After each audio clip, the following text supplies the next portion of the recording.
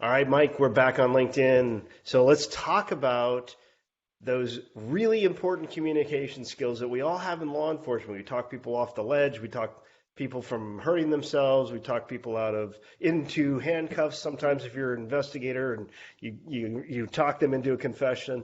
But how you've had some experiences where you've had to kind of convince your fellow coworkers and some people outside your organization that, hey, we need to do this. This is important to us, and this is why. But it doesn't always. You don't always get what you want. Well, how do you deal with that? How was that transition for you? Absolutely. So, you're used to in building a security plan, or if you're an operational plan, if you're working in a law enforcement agency, if really you know what bases need to be covered, and you have the resources to do that, and you've got these things available. It's a lot different when you go to the public sector, and I was trying to convince people that we needed to have metal detection on all of our doors going into a special event, and then it was transitioning from that to bomb detection canines, and this is why we need this, and this is what happens, and building a case for that. This is going on in the real world. These are the kind of incidents that are going on. This is some of the intelligence is that these type of high profile events could be targeted, and here's how minimal this expense is. We'll get you one dog for X number of hours. This is peace of mind for us right here. But it is communicating that in the right way, not just this is why because I said so and I believe in this. So. Having a little bit of a case to throw with it of why you need that. I was able to go from having magnetometers to bomb detection canines to having hard vehicle barriers at our red carpet drop off.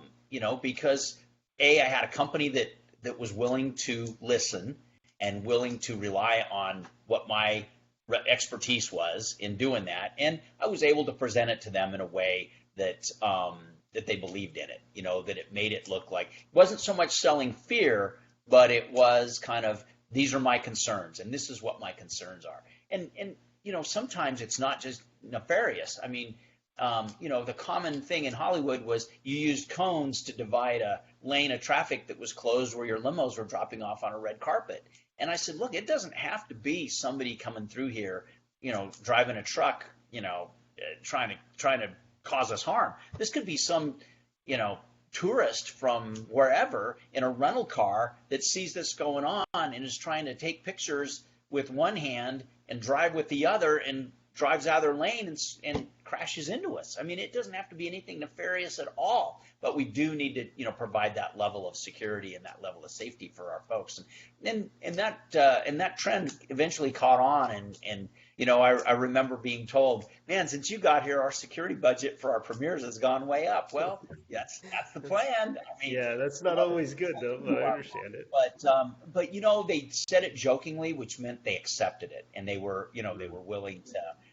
They believed in what I had to bring to the table in that. You're the expert. They hired an expert for a reason, and did you find you had to kind of hold firm on that? Like there are some things that we can negotiate. There's other things that are kind of imperatives, and you kind of rank them that way, or yeah, absolutely. Because not all of these events are created equal, and so you can't say we have this for all of our events, or we have this, we don't have this, whatever. You have to be mindful of a budget. You have to be mindful of where your location is, who your attendees are, things like that. And you have to scale your security planning, even in these big events, accordingly. So, there may be events where you might have to, bargain for something else, or you may have to accept the risk of not having a certain thing. But there were things that were kind of absolutes for us. Metal detection was absolutely one of them, for us that we always have in place. And everybody accepted that. That was kind of a good thing. But there were times when we needed more of a street closure, and the event had to warrant it. Would I have liked to have closed Hollywood Boulevard on every single one of our events that we ever held there? Absolutely. But, first of all, the Hollywood Chamber of Commerce doesn't allow it. The city of Los Angeles doesn't allow it.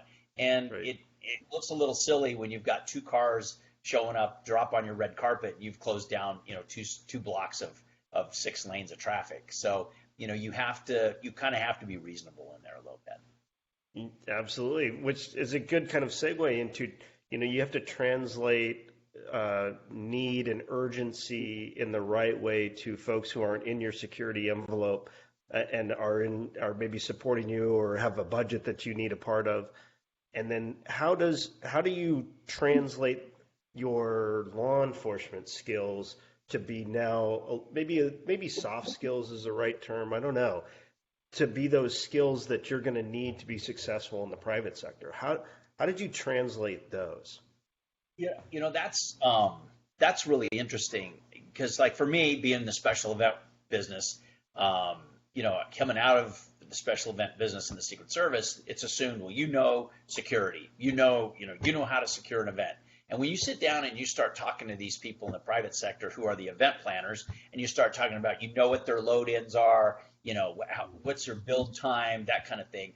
What time do we want to load in the press? All of a sudden, you're speaking the same language. You're thinking of the same things they're thinking about. Because quite frankly, if you're building out for a presidential visit or you're building out for a red carpet in Hollywood, it's really kind of the same type of process. You have things that have to go in place, whether it's carpet, tents, staging, lighting, audiovisual, whatever it is that has to go into place. You're going to have press covering both events. So, what does your press setup look like? Do you have, written press? Do you have electronic press? Do you, a new thing that we have now are these, bloggers and influencers that we actually allow on the carpet with, live streaming off of an iPhone and that kind of thing. But, those are all following the same kind of path of what we need for a big event. It's build out, it's press, it's that. And so, all of a sudden I start coming in with, this is how we used to do the press. And we would load the press at this point, and they would show up here, we would screen them, and they would be loaded. And all of a sudden, these people who have been doing events for years and are great at it go, wow, I never had that experience with the press, and that really makes a lot of sense. And so you start kind of working together, and they see that you don't just know how to close things and put up metal detection. That you actually studied a little bit about how events work and getting people done and just the efficiency, and you become part of the team as opposed to just the bolt-on security plan that comes on later on. And that's the biggest thing that I try to tell our special event folks is if you get us at the beginning of this, we can help you through a whole lot of it, and help you move a lot of pieces around, in a planning stage that may not even be security related, or something that we're willing to take on. Well, how are we going to get these guests to here? We can handle that for you. We can take care of that, or this is what I would do, or we don't have to secure this until this time. You can push these people through there, whatever it is.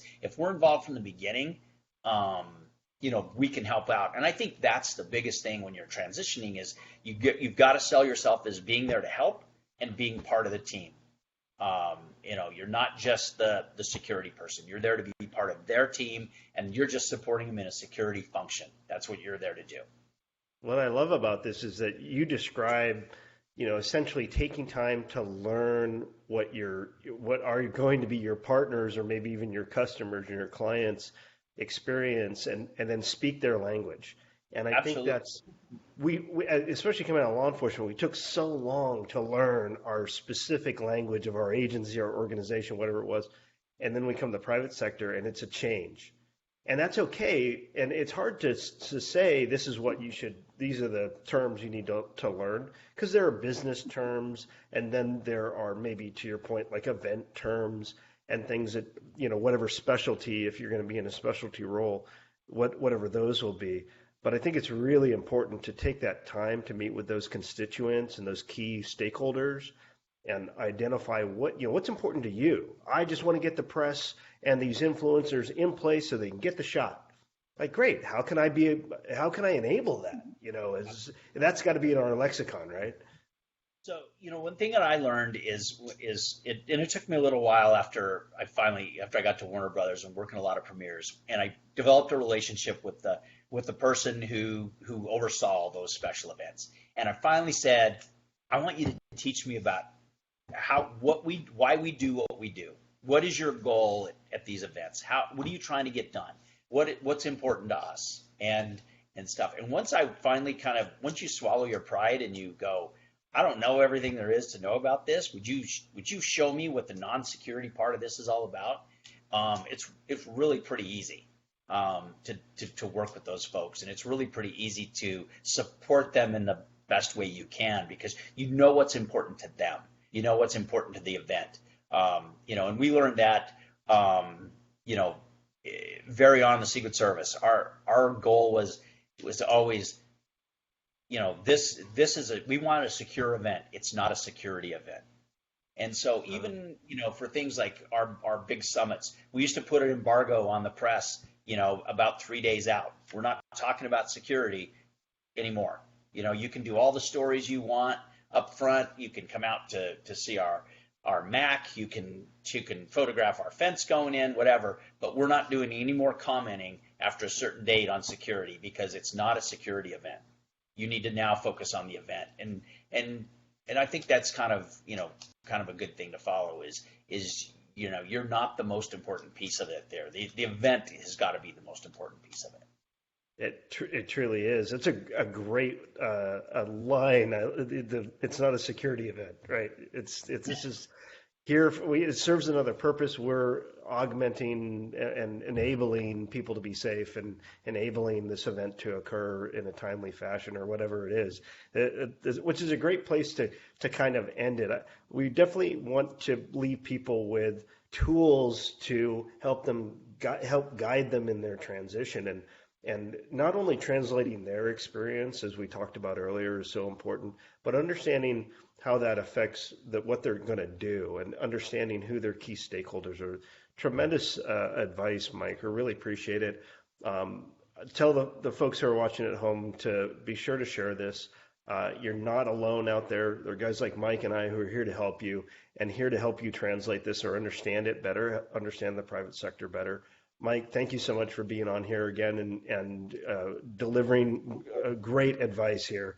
Any last comments, any last words, any last bits of advice?